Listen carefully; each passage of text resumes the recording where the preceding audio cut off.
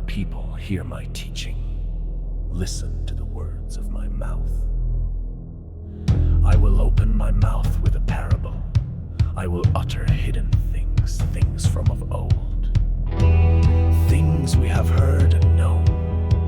Things our ancestors have told us. We will not hide them from their descendants. We will tell the next generation the praiseworthy deeds of the Lord, His power, and the wonders He has done. He decreed statutes for Jacob and established the law on Israel, which He commanded our ancestors to teach their children, so the next generation would know them, even the children yet to be born, and they in turn would tell their children.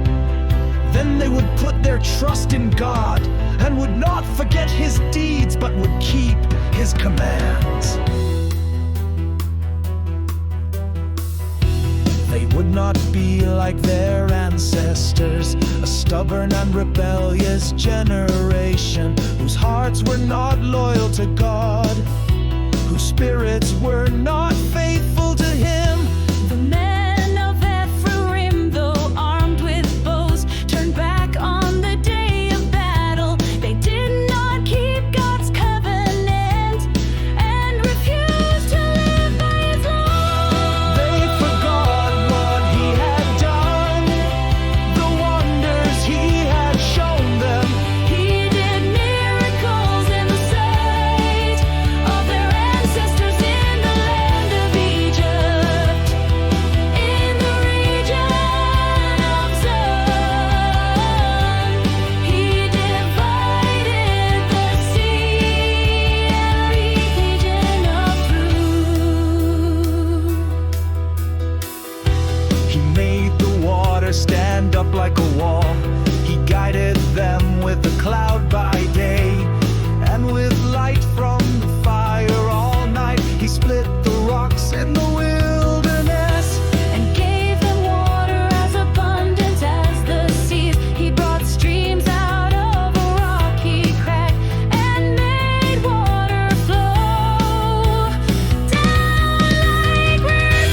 But they continued to sin against Him, rebelling in the wilderness against the Most High. They willfully put God to the test by demanding the food they crave. They spoke against God, they said, "Can God really spread a table in the wilderness?" True, He struck the rock, and water gushed out, streams flowed abundantly. But can He also give us bread? Can He supply meat for His people? When the Lord heard them, He was furious. His fire broke out against Jacob, and His wrath rose against Israel. For they did not believe in God or trust in His deliverance. Yet He gave a command to the skies above and opened the doors of the heavens. He rained down manna for the people to eat. He gave them the grain of heaven. Human beings ate the bread of angels. He sent them all the food they could eat. He let loose the east wind from the heavens, and by His power made the south wind blow. He rained meat down on them like dust, birds like sand on the seashore. He made them come down inside their camp, all around their tents. They ate till they were gorged. He had given them what they craved. But before they turned from what they craved, even while the food was still in their mouths.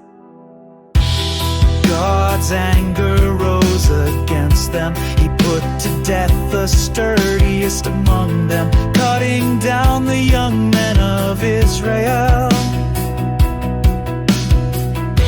In spite of all this, they kept on sinning. In spite of His wonders, they did not believe. So He ended their days in futility, and their years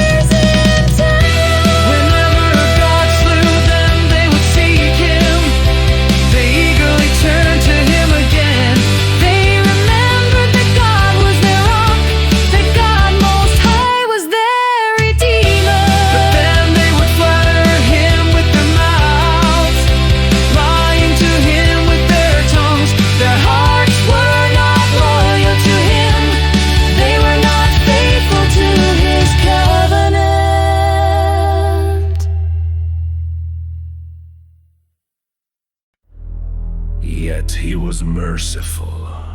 He forgave their iniquities and did not destroy them. Time after time, he restrained his anger and did not stir up his full wrath. He remembered that they were but flesh, a passing breeze that does not return. How often they rebelled against him in the wilderness and grieved him in the wasteland. Again and again they put God to the test. They vexed the Holy One of Israel. They did not remember his power, the day he redeemed them from the oppressor, the day he displayed his signs in Egypt, his wonders in the region of Zone. He turned their river into blood. They could not drink from their streams. He sent swarms of flies that devoured them and frogs that devastated them. He gave their crops to the grasshopper, their produce to the locust. He destroyed their vines with hail and their sycamore figs with sleet. He gave over their cattle to the hail, their livestock to bolts of lightning. He unleashed against them his hot anger, his wrath, indignation, and hostility. A band of destroying angels, he prepared a path for his anger.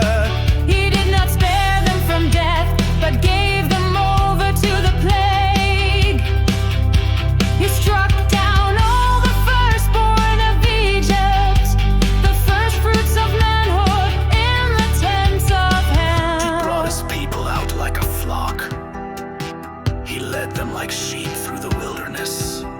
He guided them safely, so they were unafraid. But the sea engulfed their enemies. And so he brought them to the border of his holy land, to the hill country his right hand had taken. He drove out nations before them and allotted their lands to them as inheritance. He settled the tribes of Israel in their homes.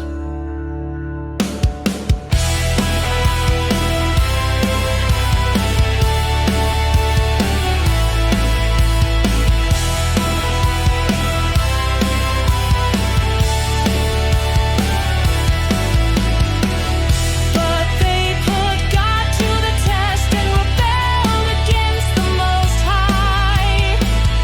They did not keep his statutes.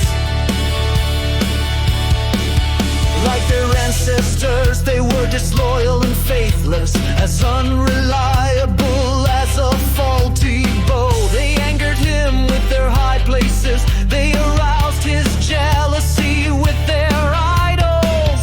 When God heard them, he was furious. He rejected Israel completely. He abandoned the tabernacle of Shiloh, the tent he had set up among you He sent men. the ark of his might into captivity, his splendor into the hands of the enemy. He gave his people over to the sword. He was furious with his inheritance.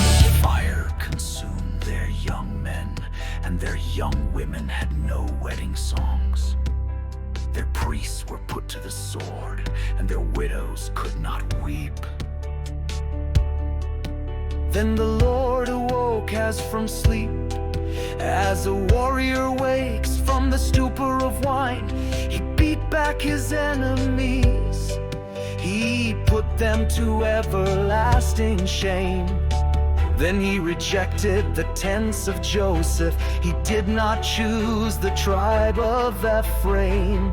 But he chose the tribe of Judah, Mount Zion, which he loved. He built a sanctuary like the heights, like the earth, that he established forever.